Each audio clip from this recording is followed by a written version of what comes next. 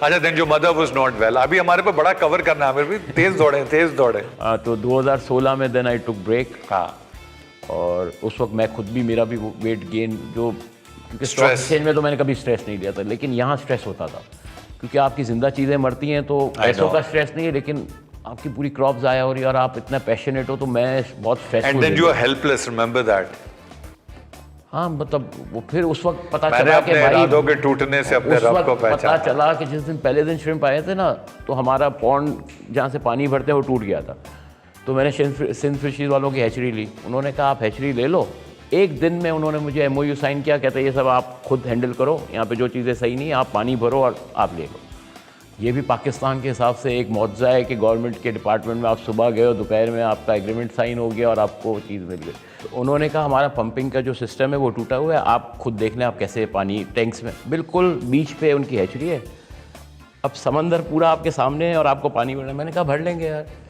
अच्छा, मैं जाके पंप लेके आया, पाइप्स लेके आया। अब जब वो उसको सामने रखते हैं, उसको वेव आती थी, उसको हमारे पंप को उड़ा देते। ओह गॉड।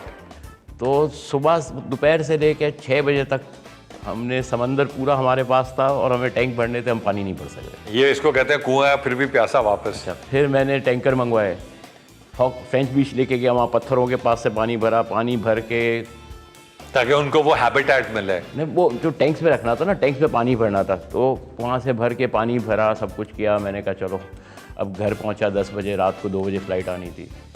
रात को 10 बजे घर पहुँचा, 15 मिनट के बाद जुल्फ़िकार मिर्ज़ा साहब ने एक प्रेस कॉन्फ्रेंस शुरू कर दी अल्ताफ़ हुसैन के अगेंस्ट।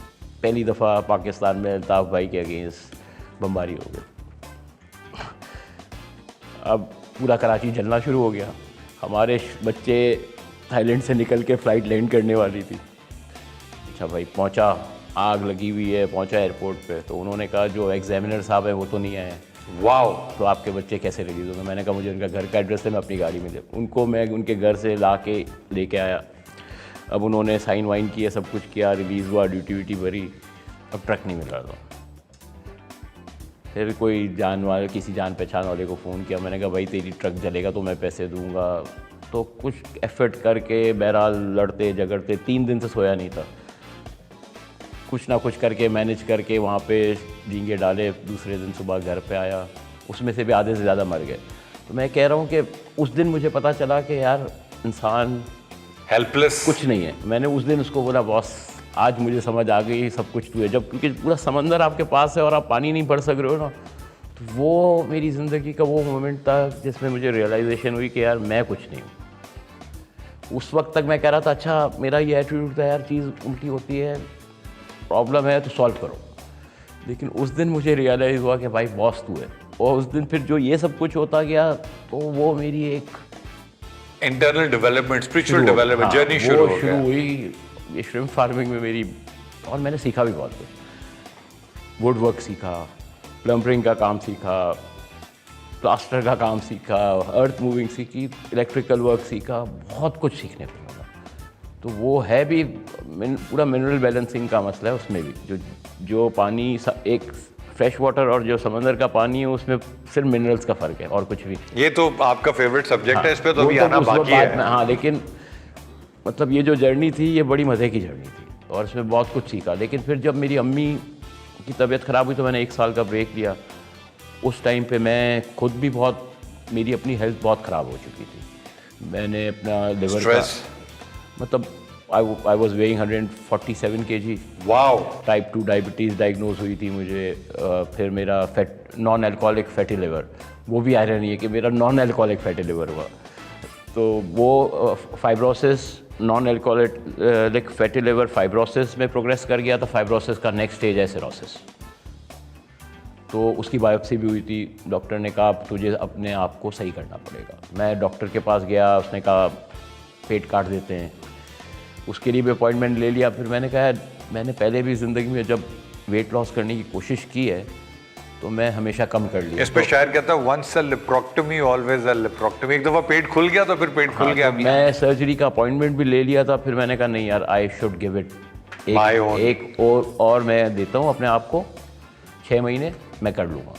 तो देन मैं एक न्यूट्रिशनिस्ट के पास गया। उसने मुझे कहा कि एक नई डाइट आई है कीटो, उसको कीटोजेनिक डाइट कहते हैं। जिसके आप यहाँ बाबा मौजद कीटो वो तो बाद में बना, अलमारूफ नहीं मौजद आमिर डैडी कहलाए, क्योंकि मैं फिर अपने लिए जो चीज़ पसंद करता हूँ वो मैं दूसरों के लिए। अच्छा, ये वही ज़माना था जब मेरी अम्मी के लिए हम कैनबिस ऑयल बाहर से मंगवाना शुरू किया था, क्योंकि मेरी अम्मी ज़िंदगी के आखिरी स्टेज पे थी। उनको जो कैनबिस ऑयल इज बेसिकली जो दुनिया में अब लेकिन चले इस पे मैं चाहूँगा आप ही हमें ब्रीफ करेंगे। कैनबिस ऑयल पेन के लिए, पेन मैनेजमेंट के लिए वालदा की, हाँ, उन्होंने डॉक्टर ने उनके रिकमेंड एक उसका मेडिकल ग्रेड है जिसको हम यहाँ पे हशीश का, हशीश उसका रॉ मटेरियल है, हाँ। और दुनिया में सीबीडी ऑयल या कैनबिस ऑयल, वो तो उसके अंदर जो केमिकल्स हैं उसके अलग अलग नाम हैं। बिल्कुल ठीक है, ये मेडिकल ग्रेड है। हाँ, कैनबिस है तो मेडिकल, मतलब उसने आपकी बॉडी को, अगर अपनी बॉडी को समझ जाएंगे उस पे आप अभी समझाएंगे। 1930 में जब अमेरिका में कॉन्फ्रेंस हुई, we'll start but we finish this first. अच्छा, वेट कम करने की जर्नी। तो वेट के लिए मैंने कीटोजेनिक डाइट शुरू की, उसको समझना शुरू किया। अपनी अम्मी के लिए मैंने कैनबिस ऑयल बाहर से मंगवाता था, तो वो बहुत महंगा पड़ता था, तो और उस वक्त मैंने खुद भी कैनबिस यूज़ किया for the first time in my life. मैंने पार्टी बहुत की है, अल्कोहल भी पी है, बाकी भी बहुत सारी चीज़ें की हैं। कैनबिस मैंने कभी ट्राई नहीं की, क्योंकि मैंने कभी मतलब मैंने सिगरेट नहीं पिया था, टोबैको नहीं पिया था। तो जिस दिन मैंने पहली दफ़ा कैनबिस ट्राई किया, फाइनली शीशे में मिला के I manage to use it, उस दिन मैंने रियलाइज़ किया कि यार एक इंसान का दिमाग एक चीज़ के बारे में भी सोच सकता है पहली दफ़ा। मतलब मैंने मुझे फोकस, हम जो दिमाग को कहते हैं मंकी माइंड, वो डिस्ट्रैक्शन से फोकस शुरू हुआ। हाँ, मैं जब पहली दफ़ा कैनबिस किया, मैंने कहा यार, मतलब मुझे तो ऐसा लगता था कि नॉर्मल है ये, कि आप एक टाइम पे 6 चीज़ें सोच रहे हो। उसी टाइम पे मेरा बेटा भी डायग्नोज हुआ था डिस्ग्राफिया से, ADHD से, तो उसको समझना शुरू किया। एक तरफ कैनबिस शुरू किया, एक तरफ कीटो शुरू किया। तो 2-3 महीने फिर मैं पाकिस्तान में जहाँ पे हशीश उगाई जाती है उन सारे एरियाज़ में गया, वहाँ पे ट्रैवल किया। ये भी अच्छा, अब एक्सीडेंटली ये सारे वो एरियाज़ थे जिसमें मैं पहले मिनरल्स के लिए घूम चुका था, तो एरियाज़ वही थे।